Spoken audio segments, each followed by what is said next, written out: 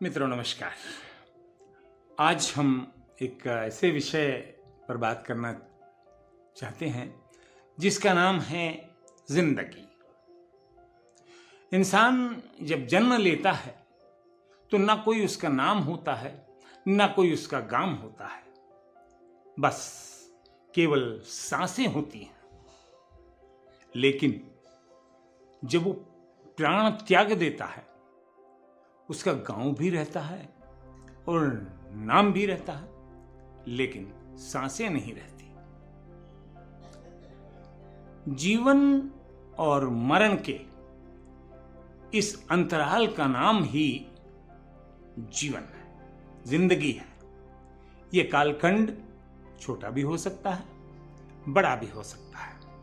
इसी में आदमी सब जितने भी अच्छे बुरे कर्म हैं सब करता है। लोग उसको याद रखते हैं उसके भलाई या बुराई से। यहां मेरे एक सज्जन दोस्त हैं, उन्होंने कहा जिंदगी जीने के भी अनेक ढंग हैं और जिंदगी के भी अनेक रंग हैं। कोई इसे दुख में भी प्रसन्न रहकर जीता है और किसी के पास सब कुछ होते हुए भी दुखी रहता है। कोई गरीबी में भी मस्त रहता है और किसी के पास कुबेर का खजाना होने पर भी त्रस्त रहता है। आखिर सोच का ही तो अंतर है। हाथी संभवतः दुनिया में सबसे बलवान प्राणी है, लेकिन अगर उसके पैर में जंजीर बंधी होती है तो वो एक जगह से हिलता नहीं है। सोच का ही तो फर्क है। सोच क्या है? जब बचपन में छोटा था, इधर उधर ना जाए इसलिए पैर में एक रस्सी बांध दी गई थी, जंजीर बांध दी गई थी, तो वो हिलता नहीं था, जाता नहीं था। धीरे धीरे बड़ा होने पर भी उसके पैर में वो जंजीर बंधी रही, लेकिन दिमाग में वही मानसिकता में छाई रही जंजीर, और वो बड़ा होने पर भी ऐसा तो नहीं है कि वो तोड़ नहीं सकता, लेकिन हिलता भी नहीं है। क्यों? उसके दिमाग में वही है कि मेरे तो बंधा हुआ हूं, खुल नहीं सकता। मित्रों, ये सोच का ही तो अंतर है कि एक गिलास में जो रखा हुआ है टेबल पर, जब उसको मैं देखता हूं तो मैं कहता हूं इसमें आधा गिलास में दूध भरा हुआ है, और जब दूसरा कोई देखता है तो वो कहता है आधा गिलास खाली है। तो सोच का ही तो अंतर है। इंटेलिजेंट होना और स्मार्ट होना और ओवर इंटेलिजेंट होना और ओवर स्मार्ट होना, सोच का ही अंतर है। कुछ लोग जीवन में अपने आप को बहुत इंटेलिजेंट और स्मार्ट समझते हैं, लेकिन वास्तविकता ये होती है कि कुछ लोग ये नहीं जानते कि आप किससे कब और क्या बात कह रहे हैं, और ये भी नहीं विचार करते कि अगले आदमी पर उसका प्रभाव क्या पड़ेगा, इसका परिणाम क्या होगा। इसी तारतम्य में मुझे एक दृष्टांत याद आ गया। एक बहुत ऊंचे पद के लिए इंटरव्यू हो रहा था। उस इंटरव्यू में एक बहुत इंटेलिजेंट और स्मार्ट पार्टिसिपेंट भी आया।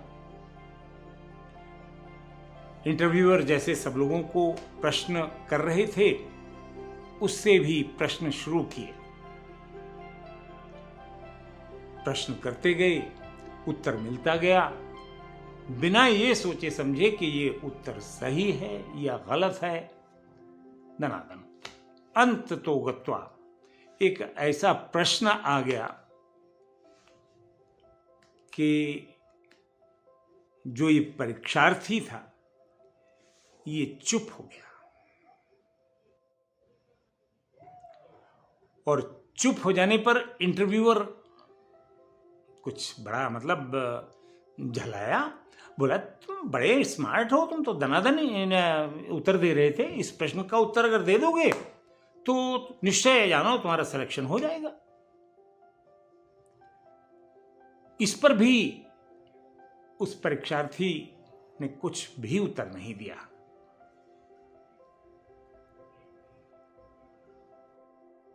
कुछ समय के अंतराल के बाद उसने फिर उस परीक्षार्थी को इंस्टिगेट किया और बोला, निश्चय जानना, अगर आपको सिलेक्शन होना है तो इस प्रश्न का उत्तर देना ही पड़ेगा, नहीं तो आपका सिलेक्शन नहीं होगा।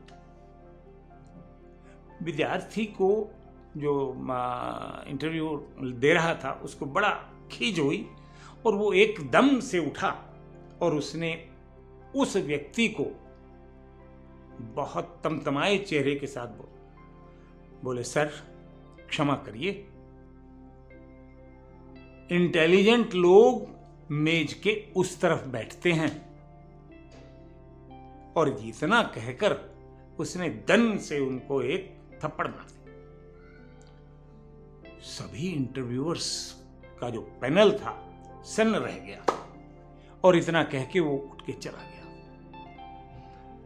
बड़ा अजीब सा सवाल है, लेकिन मैं आपसे एक प्रश्न करूंगा, आप अपने कमेंट्स के माध्यम से बताइएगा कि इस इंटरव्यू का परिणाम क्या होगा, वो बच्चा सेलेक्ट होगा या नहीं होगा। मैं आपको बताऊंगा अपने अगले वीडियो में कि क्या प्रश्न था और क्या उसका सिलेक्शन हुआ।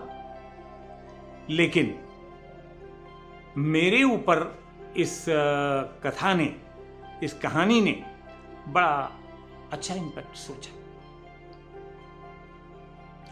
इस कहानी का प्रभाव ठीक उसी तरह से रहा जैसे कोई दीवार में कील ठोक देता है और किसी के ऑब्जेक्ट करने पर वो उसको निकाल तो देता है, लेकिन वो जो जगह है जहां कील ठुकी हुई थी उसको भरा जाना संभव नहीं। इसी तरह से जीवन में कुछ ऐसे भी इवेंट्स आते हैं, कुछ ऐसे भी क्षण आते हैं जिनको याद करके वो क्षण तो ठीक है गुजर गए, लेकिन पीड़ा मन में रहती है, वो नहीं जाती। आप विचार करिएगा और अपने कमेंट्स के माध्यम से मुझे इसका उत्तर जरूर बताइएगा।